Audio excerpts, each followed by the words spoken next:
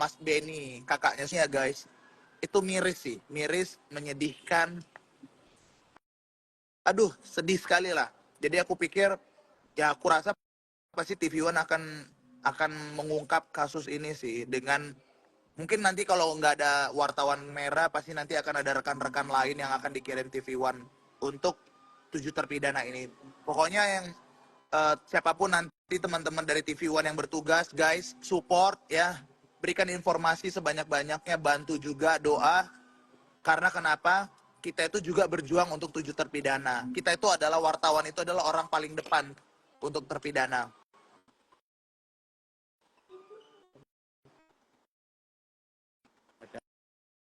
Besok aku ketemu ketemu sama Saka Tatal. Saka Tatal besok ke Jakarta.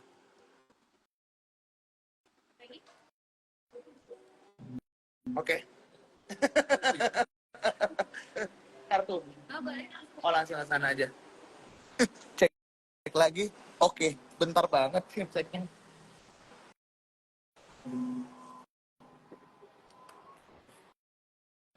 Enak ya Bang ya. Makanannya ya. Enak guys. Makanannya enak. Semuanya enak. Empal gentongnya enak, tempe mendoannya enak. Sore ini aku akan balik ke Jakarta.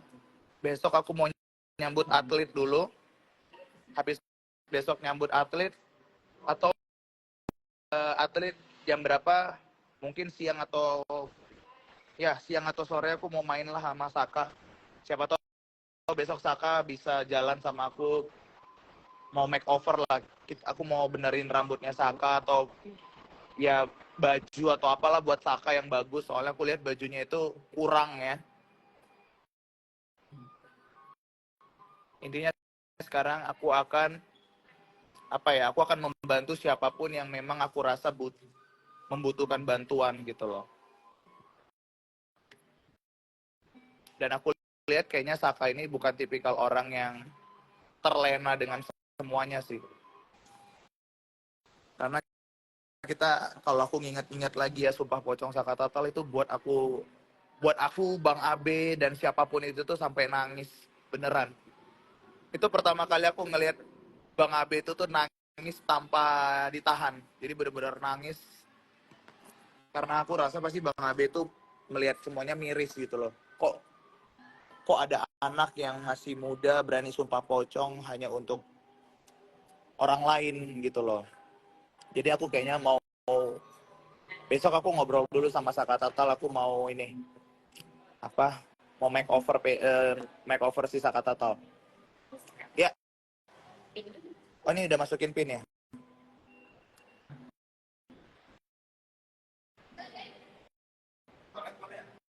Oke, kartunya aja Mbak. Ya,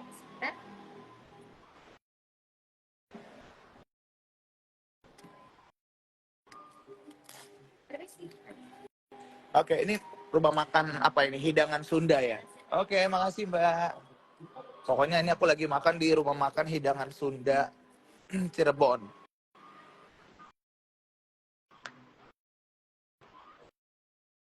Bagus kok tempatnya, bagus, bersih, makanannya juga enak.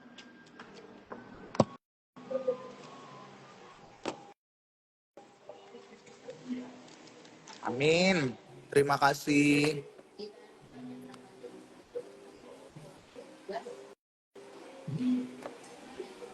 Saka itu tuh bukan orang yang suka dikasih-kasih gitu. Nggak, Saka itu tuh nggak mau yang dikasih-kasih hadiah. Lebih bagus aku ajak Saka jalan, ya kan? Aku suruh Saka kamu suka yang mana, ambil pilih gitu loh. Kalau misalnya kita yang milih, kita apa, takutnya nanti Sakanya nggak suka. Saka itu tuh tipikal orang yang kayak gitu. Bang, aku ke toilet dulu ya.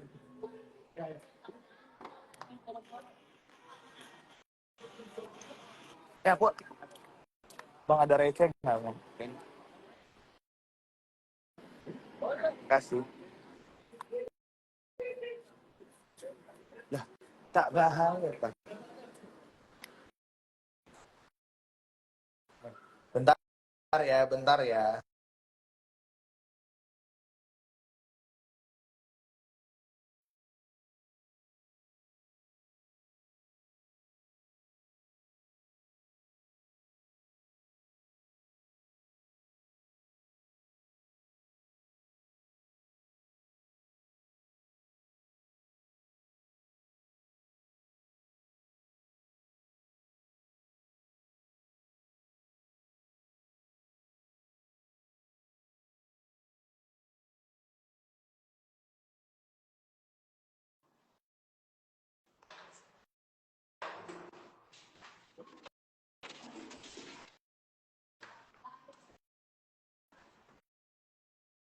bayar dulu dana kebersihan.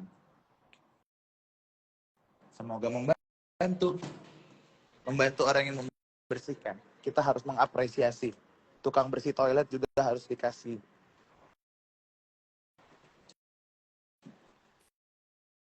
Udah, udah ya. Yuk.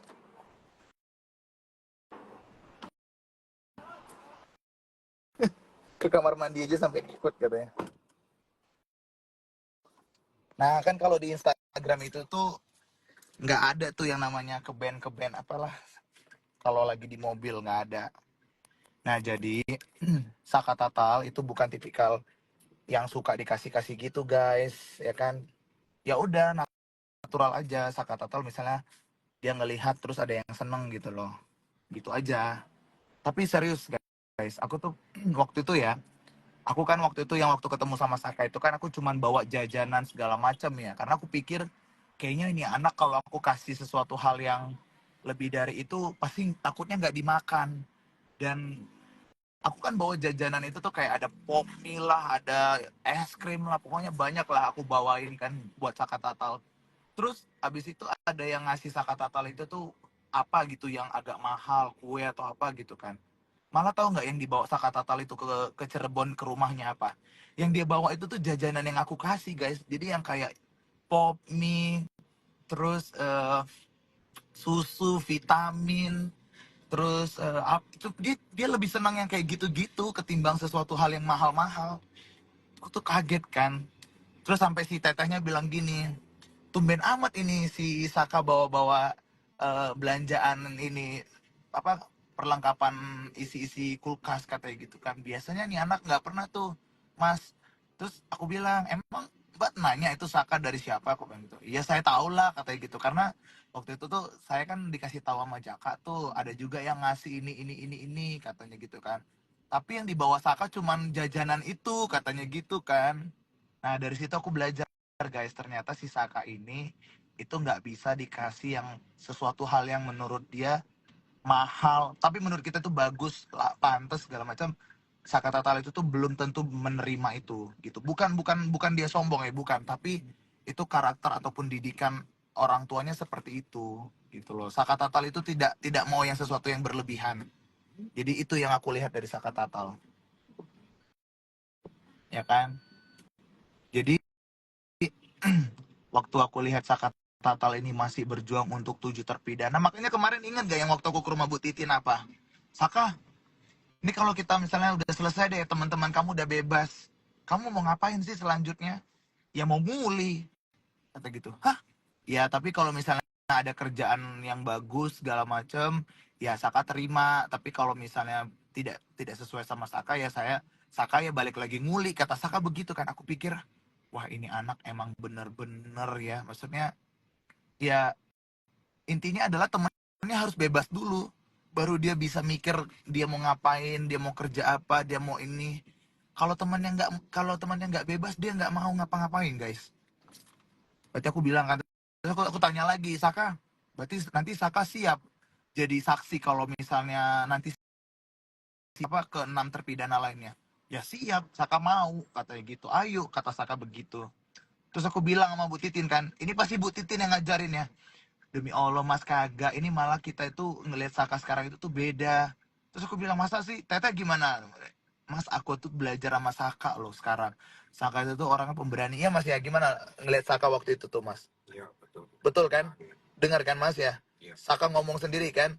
Sampai aku bilang, ini pasti dikasih tahu Ibu Titin ya kan mas ya? Terus dibilang Saka apa? Ya ngapain katanya gitu. Orang bahkan kemarin itu sempat ada polisi yang datangin rumahnya Saka. Saka itu tuh katanya sempat dikasih tahu jangan ngomong gini, jangan ngomong gitu, jangan ngomong gini, jangan ngomong gitu. Terus Sakanya bilang apa mas? Ya bodoh amat katanya gitu kan. Iya kan? Ya bodoh amat. Apa yang saya alami, apa yang saya rasakan ya saya akan kasih tahu semuanya. Tuh. Jadi emang luar biasa sih Saka Tatal ini.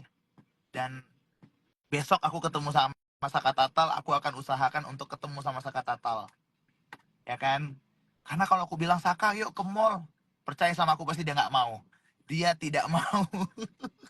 Makanya aku bilang sama Mas Jaka kita nyari aja yuk angkringan atau apa yang kita bisa nyanyi-nyanyi di pinggir jalan gitu kan. Ada pengamen kita nyanyi bareng. Wah itu bagus tuh. Nah itu Saka itu tuh lebih senang yang kayak gitu-gitu guys. Ibaratkan Saka itu tuh apa ya?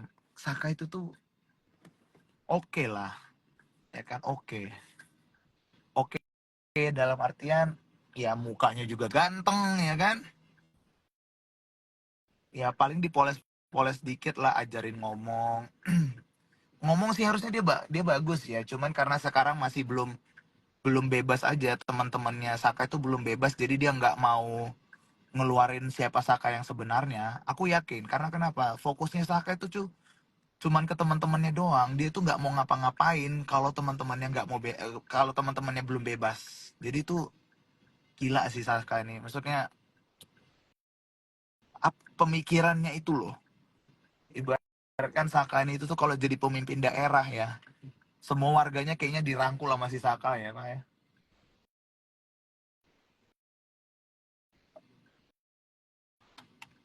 Saka nggak trauma guys. Aku yang melihat langsung Saka itu tuh tidak trauma.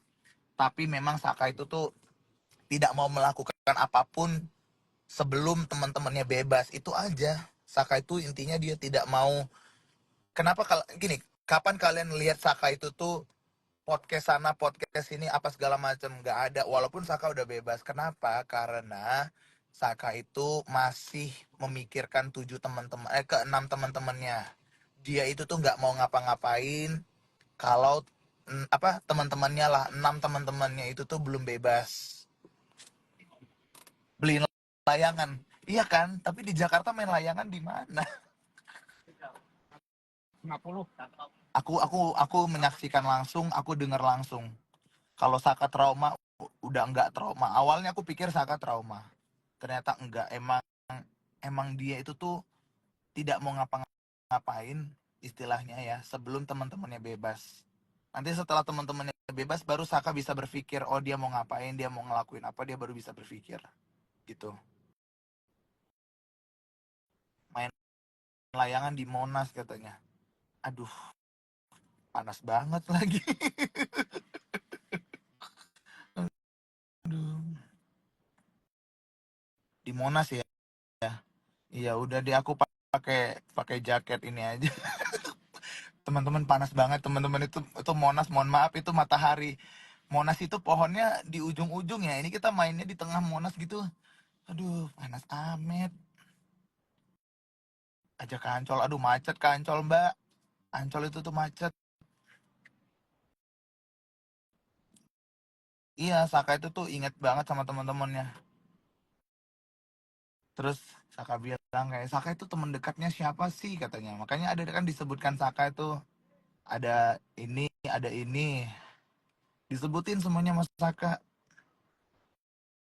Ajakin ke Dufan. Kayaknya si Saka itu tuh bukan anak yang suka AC ataupun sesuatu hal yang indoor deh. Dia itu tuh lebih ke outdoor. Dia itu tuh lebih seneng yang kayak angkringan, ya kan ada pengamen-pengamen. Saka itu tuh suka yang kayak gitu-gitu. Main layangan, ya kan. Saka itu tuh suka mancing, mancing di mana? Mancing di Dufan bisa nanti. Sudirman kasihan juga. Ya mau gimana guys? Aku lebih ngelihat ke keluarganya Sudirman sih yang kasihan, ke ibunya Sudirman itu. Waktu aku wawancara nangis terus. Aku bilang, aduh bu. Terus udah gitu kan koyo itu di kepala sini nih, kanan kiri mamahnya ibunya si Sudirman tuh. Aku ngelihatnya kasihan banget. Bapaknya juga apa ada luka di mata kan, bapaknya si Sudirman itu penglihatannya juga nggak terlalu bagus ya, udah tua banget ya. Tapi mau bagaimana, kakak-kakaknya si Sudirman pun bilang ya Sudirman emang anaknya begitu nurut. Ada kekurangan lah istilah gitu, istilah kasarnya apa istilahnya itu, Sudirman ini tuh spesial. Spesial itu bukan apa ya, tapi kepribadiannya, psikologisnya dia itu tuh tidak seperti anak pada umumnya si Sudirman itu.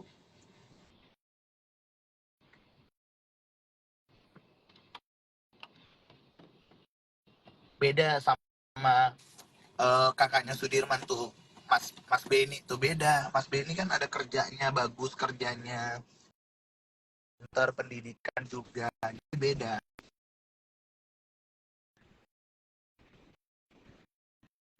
Ragunan Saka kan ada tempat juga ya bang. Itu mana? Ya, betul, bang. Ya besok saya lipat sih itu masuk sih ya. Kita bisa nyewa mobilnya si ini, Mungkin. Tapi sakatnya mau kan kalau sono sini boleh gak sama itunya pengacaranya? Boleh, kalau sama Bu Titin kan sama gue boleh. Oh, ya mau mobil Kustodina aja. Gue ada mobil bang, ngapain sewa mobil orang. Oh, Gue ada mobil. Ntar dia aku coba ngobrol sama Bu. Maksudnya kalau kalau besok itu kan Bu Titin sama Saka kan lagi di Jakarta. ke Besok Jakarta, saya tuh libur tuh 3 hari tuh. ke Bareskrim dulu dia. Tapi situ kan masuk. Iya, besok ini atlet Indonesia, merah darahku, putih tulangku, menyatu dalam semangatku.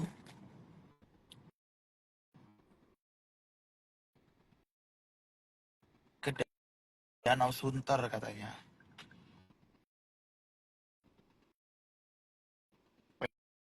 Nina benar ke Danau Sunter. Ajak juga Eca kan di, oh, sorry maaf, Eca di Cirebon.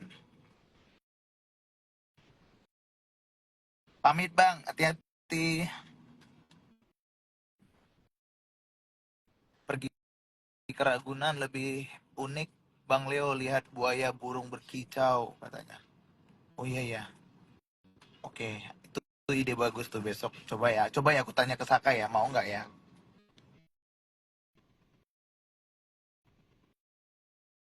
Eca nggak ikut ke Jakarta, Eca di Jakarta, Eca di Cirebon. Pokoknya agenda sama Eca mau nonton bola itu janji aku. Ntar aku coba ini deh, aku coba maksimalin untuk bisa dapetin tiket. TikTok aku di ban. Jadi kalau misalnya besok aku live sama sama atlet Indonesia, kalian harus ramein ya di live Instagram aku. Kepik aja Leo, aduh pik susah, susah makannya kalau di pik. Dan aku yakin juga siapa si Saka Tatal juga nggak mau tempat keramaian gitu tuh. Saka itu tuh lebih seneng pinggir-pinggir jalan kayak di Gultik gitu-gitu tuh Saka tuh, kayak di Gultik, makan di pinggiran angkringan yang ada ini, yang ada pengamennya bisa nyanyi-nyanyi bareng gitu. Hasil konsolidasi ke 7 keluarga terpidana hasilnya bagaimana bang? Intinya adalah untuk ketujuh terpidana ini, kelima terpidana, karena kan adiknya Eka itu kan udah bebas ya, Saka Tatal juga sudah bebas ya. Nah kelimanya ini termasuk siapa, Sudirman ya, itu akan mengajukan PK.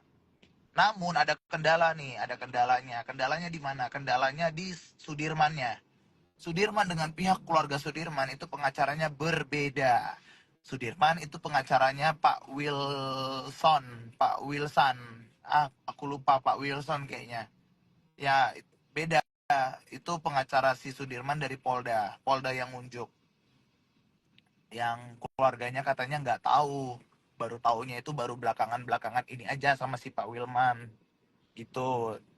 Tapi keluarganya si Sudirman ini pengacaranya dari Pradi, sama dengan keluarga-keluarga terpidana lainnya. Jadi hasil konsolidasinya adalah tanggal 14 ini akan mengajukan PK ke Pengadilan Negeri Cirebon, gitu kan.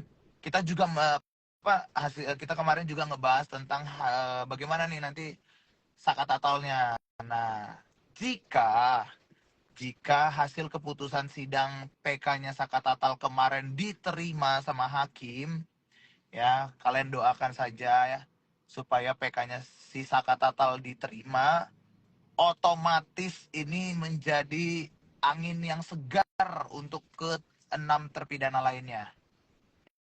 ya kan? Rivaldi gimana? Rivaldi sudah bebas. Rivaldi sudah bebas. Saat ini katanya Rivaldi keberadaannya bukan bersama dengan keluarganya, tidak di rumah ibu Yunani, ibu kandungnya. Nah, intinya adalah teman-teman, ayo ramaikan, ya kan? Ramaikan tuh pengacaranya yang kemarin, bukan, sorry, hakim yang kemarin waktu PK-nya Saka Tatal diramaikan, ya kan? Kita berharap sama-sama hakimnya hatinya tergerak ya, unsur kemanusiaan, tidak ada tekanan ya untuk hakimnya ya. Melihat bahwasannya kasus ini itu tuh secara terang benderang, bukan ada unsur sana sini. Kita berharap seperti itu juga sih, dan berharap pengajuan PK-nya Saka Tatal ini diterima dan diloloskan oleh hakim.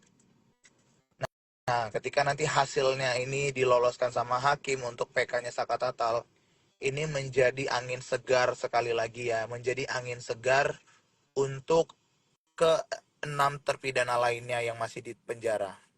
Renaldi katanya, oh iya Renaldi typo, ya kan?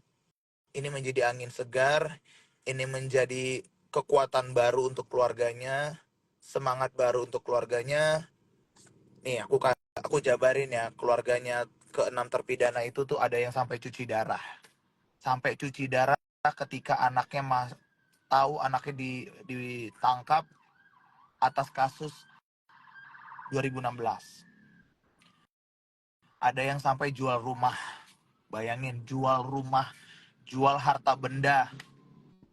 Ada yang, aduh, aku kalau ngasih tahu keadaan keluarganya itu tuh pengen nangis gitu loh ya. Sedih banget, miris banget. Semuanya itu tuh sampai mengutang.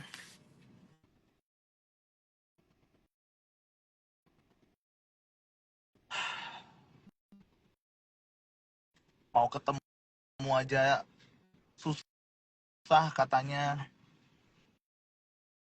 Pas udah ketemu aja ternyata anggota keluarganya dipukuli, disiksa. Katanya manusia itu tuh dicampak-campakkan, dikasih minum air kencing,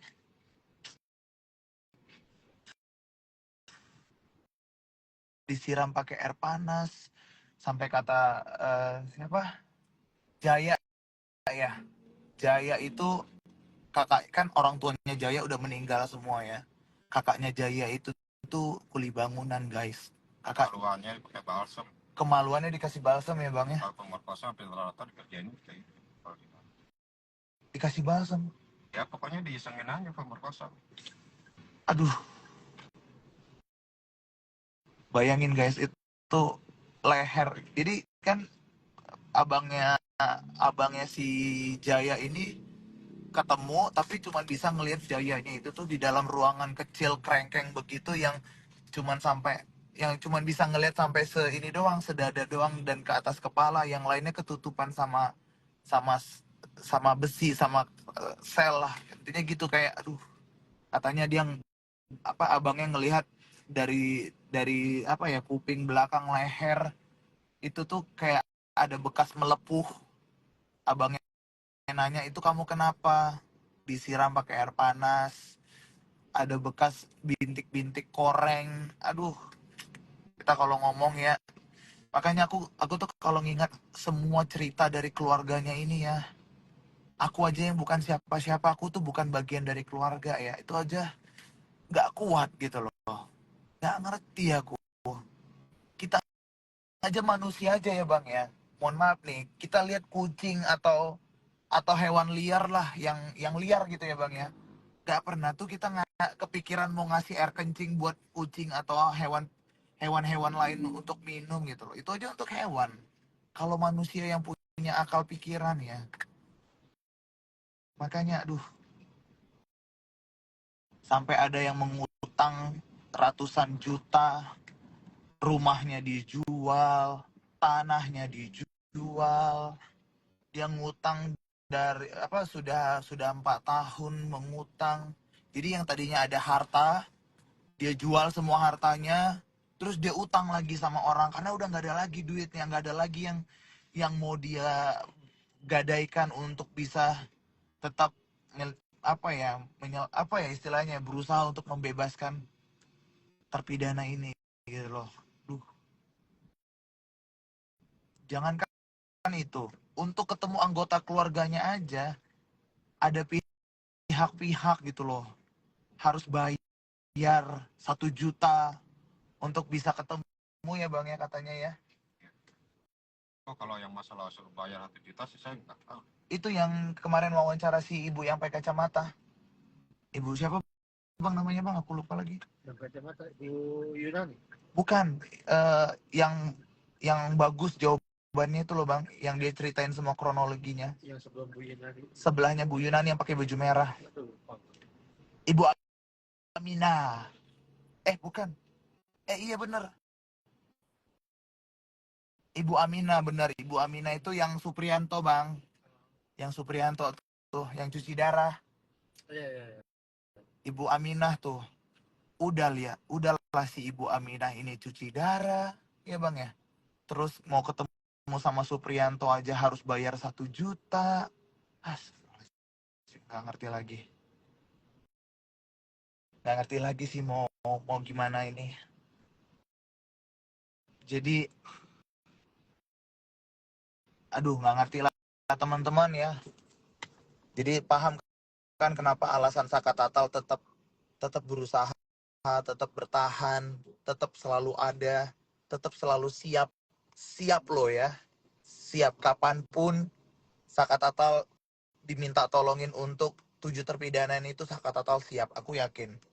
Karena itu yang dibilang Ibu Titin. Apapun yang berkaitan untuk 7 terpidana ini, saya akan ikutin, saya akan temenin sama bareng sama Saka Tatal. Ibu Titin yang ngomong kayak gitu. Berarti kan di sini saya ngelihat memang Saka Tatal ini tuh bersungguh-sungguh. Dia tidak memikirkan dirinya sendiri. Walaupun dia tahu, dia udah bebas. Saka Tatal tahulah. Saka Tatal sudah menghirup udara bebas, udah bisa ngerokok, udah bisa main gitar, ya kan? Tapi Saka Tatal harus menjalani persidangan, sumpah pocong, ada apa, bahkan besok mau ke Bareskrim. Itu kan berkaitan semua untuk 7 terpidana, bukan untuk kepentingan Saka, bukan untuk Saka Tatal di undang-undang podcast, di undang-undang ini bukan, tapi Saka Tatal bukan menawarkan diri. Saka Tatal itu siap apapun itu yang berkaitan untuk teman-temannya 7 terpidana itu tuh Saka Tatal mau. Kalau Saka Tatal harus dipanggil ke Bareskrim, Saka Tatal datang besok kan, makanya Saka Tatal tanya aja si Mas Jaka sama Ibu Titin. Besok mereka ke Jakarta mau ke Bareskrim, bukan mau podcast, bukan mau undangan-undangan TV apalah, bukan, tapi mau ke Bareskrim, ke kantor polisi. Ngapain ke kantor polisi diundang podcast, kan nggak mungkin, ya kan?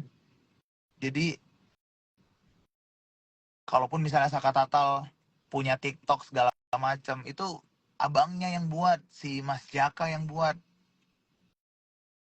Sampai si Sakanya bilang kayak, ya punya TikTok aja, tapi Saka mah nggak mau ya. Kayak gini nih cara ngomongnya Saka kan.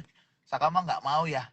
Ya udah, ribet jadi artis, pusing gitu kan. Saka mah maunya ini aja, kuli bangunan aja katanya gitu. Itu kayak gini nih cara ngomongnya si Saka Tatal. Aku sampai hafal bagaimana cara ngomongnya Saka Tatal. Tuh, ini anak emang luar biasa.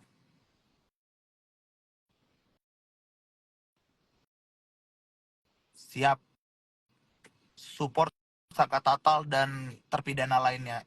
Pokoknya Saka Tatal sama terpidana lainnya itu tuh satu paket. Satu paket.